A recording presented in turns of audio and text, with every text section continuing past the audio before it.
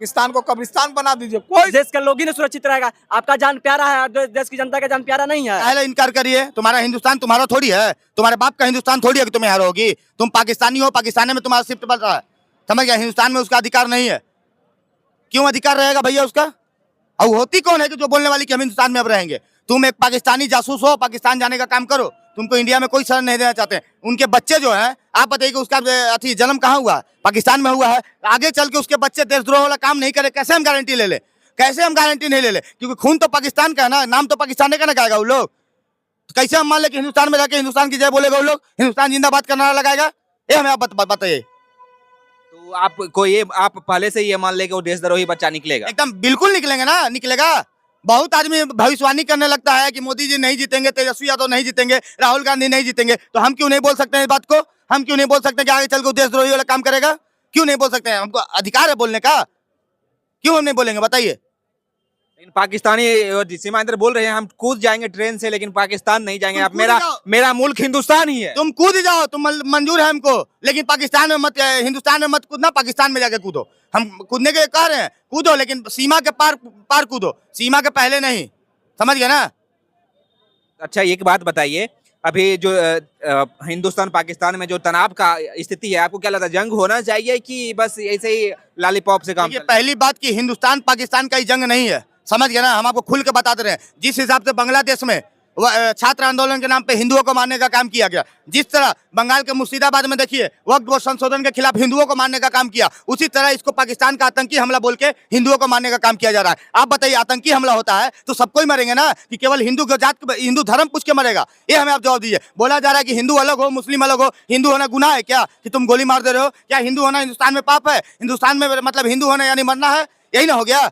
कोई भैया यादव कम्युनिटी का आदमी अगर मरता ना, तब यादव लोग आवाज उठाते। राजपूत कम्युनिटी का बनता तब राजपूती लोग उठाते। दलित मरता तब दलित उठाते। वैश्य मरता तब वैश्य उठाते, समझ गया? लेकिन हिंदू यहाँ मरा है ना, किसी को कोई फर्क नहीं पड़ता, क्योंकि सब लोग यहाँ जाति में बटे हुए हैं, जाति में बटे हुए हैं, धर्म को पीछे छोड़ के जाति में बटे हुए हैं। तो बटो भाई, जाति में बटे हो तो कटोगे। आज अगर एक दौर था, आज के 5-6 महीने 4-5 महीने पहले देखे होंगे, एक बयान आया था आदित्यनाथ योगी की तरफ से कि बटेंगे तो कटेंगे। उसका परिभाषा अभी हम लोग को समझ में आ रहा है। जो लोग उसका विरोध करते थे बटेंगे कटेंगे ना, आज उसको समझ में आ रहा है कि नहीं, सही बात बोला गया था कि बटेंगे तो कटेंगे। बांग्लादेश में बटे तो बांग्लादेश में कटे, बंगाल में बट रहे हैं तो बंगाल में कट रहे हैं। अब देखिए कि यहाँ हिंदुस्तान में बट रहे हैं तो हिंदुस्तानों में कटने का काम किया गया। तो तुम जाति पार्टी के नाम पे लड़ते रहो, यहाँ धर्म का काटा जा रहा है, धर्म देख के उसको कोई फिक्र नहीं पड़ रहा। तो हम 4 लाइन सेकुलरों के खिलाफ बोलना चाहेंगे कि प्यार मोहब्बत की कोई सौगात नहीं पूछी, प्यार मोहब्बत की कोई सौगात नहीं पूछी, केवल धर्म पूछा और कोई बात नहीं पूछी। अरे जात पात के नाम पे लड़ने वाले भारत के ये लोग,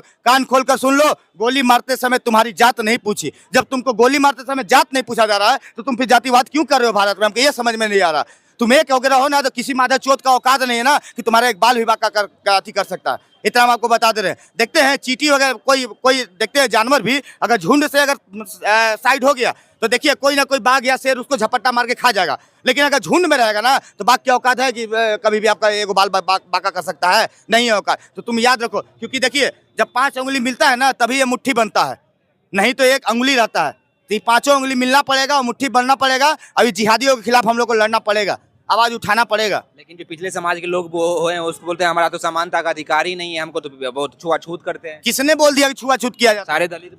अगर दलितों को अगर हम लोग छुआछूत करने जाते हैं तो यही देखिए पटना हनुमान मंदिर, पटना जंक्शन में जो हनुमान मंदिर है उसका महंत कौन है? दलित है। तो क्या हम लोग जाके उनका पैर नहीं छूते हैं? क्या उनको दलित अति ब्राह्मण का दर्जा नहीं दिए हैं? उनसे पूजा नहीं करवाते हैं? उतना छोड़िए, अयोध्या के हनुमानगढ़ी मंदिर में देखिए उनका भी महंत जो है ना एक दलित है। तो क्या उनको हम लोग पूजने का काम नहीं करते हैं? उनको ब्राह्मण का दर्जा नहीं दिया जाता है? लेकिन यहाँ आदमी जाति पार्टी में बटा हुआ है। दलित तबका कहता है कि हम दलित है। तो तुम भाई अगर दलित हो तो तुम अगर कोई भी फॉर्म अगर भरते हो तो अपना रिलीजियस हिंदू क्यों लिखते हो? फिर दलित ही लिखो ना, अगर तुमको ज्यादा हिंदू धर्म से प्रॉब्लम है तो नहीं लिखा करो, तब ना हम मानेंगे तुमको। लेकिन हिंदू लिखेगा लेकिन अपने आप को हिंदू नहीं मिलेगा। देखिए ये सब दलितों का गलती नहीं है, ये सब जो चूतिया नेता बैठे हुए ना, दो कौड़ी के नेता जो बैठे हुए ना, उन लोगों को जाति गणना में बात करते हैं। आप बताइए कि दलित भी एक तरह से बहुत कट्टर हिंदू थे, लेकिन जब से चंद्रशेखर रावण आया है तब से देखिए कि जय भीम का नारा लगा के दलितों को बांटने का काम किया है। तो भाई तुम दलितों को बांटते रहो। बांग्लादेश में भी पिटाने वाले दलित थे, कहाँ गया तुम्हारा जय भीम और जय भीम का नारा? कहाँ गया दलित मुस्लिम भाई भाई का नारा? कहाँ गया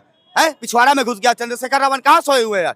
आज दलितों के खिलाफ आवाज क्यों नहीं उठाते? बंगाल पे एक भी बार ट्वीट क्यों नहीं करते हैं? बांग्लादेश पे एक भी बार ट्वीट क्यों नहीं करते हैं? है? आपको खाली देखिए दलित भाई, हम आपसे कहना चाहते हैं कि जो भी नेता हो, चाहे वो बीजेपी हो कि कांग्रेस हो, उससे हमको मतलब नहीं है। हमको धर्म से बड़ा कोई पार्टी नहीं है। धर्म से बड़ा न मोदी जी है, न योगी जी है, न राहुल गांधी है, न तेजस्वी यादव है। मेरा धर्म सबसे पहले है। तो धर्म के आड़ में कोई राजनीतिक नेता इंटरफेयर ना करे। तो हम चाहते हैं कि धर्म के मामले में कोई राजनीतिक नेता के जैसे एमओआई समीकरण, जय भीम वाला समीकरण ना, वो तुम लोग छोड़ दो और धर्म को हाथ पकड़ने का काम करो।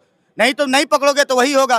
कन्हैया मित्तल ने सही कहा था कि कंधों से ऊपर छाती नहीं होती, धर्म से बड़ी कोई जाति नहीं होती, और दीपक ही नहीं बचा तो बाती का क्या करोगे, और धर्म ही नहीं बचा तो जाति का क्या करोगे।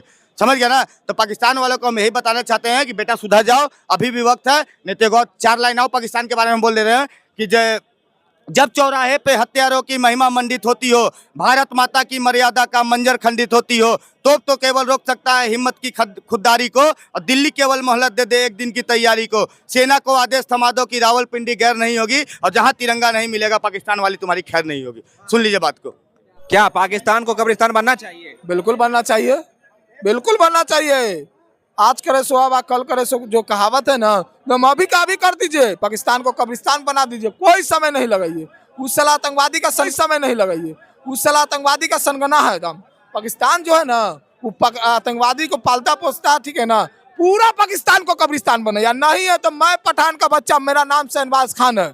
अब मोदी जी से इजाजत मांगते हैं, मोहलत मांगते हैं कि एक दिन के लिए बॉर्डर खोल दीजिए। पूरा बिहार का लड़का जाके इस्लामाबाद में तिरंगा झंडा लड़ाएगा। पूरा बिहार का लड़का नौजुवक जो है बहुत सनकी रहता है। बिहार का लड़का, ये चीज़ तो मालूम है ना। खाली बिहार बस एक दिन के लिए बॉर्डर खोल दीजिए, एक दिन क्या, 1 घंटा के लिए खोल दीजिए ना, इस्लामाबाद तक जाके तिरंगा झंडा लहरा के आएंगे। मोदी जी सेना को खुली छूट दे दी है। बिल्कुल दम सही किए हैं। ऊपर से मारिए, वायु सेना, थल सेना और सब तीनों सेना को तो आप छूट दे दीजिए। ऊपर से भी गिराइए, नीचे से भी गिराइए और अंदर से भी उड़ाइए। पाकिस्तान को जल्द से जल्द कब्रिस्तान बनाइए। मोदी जी, आपका पूरा 140 करोड़ का जो हिंदुस्तानी जनता आवाम है, आपका मांग कर रहा है कि जल्द से जल्द पाकिस्तान अब कब्रिस्तान बने।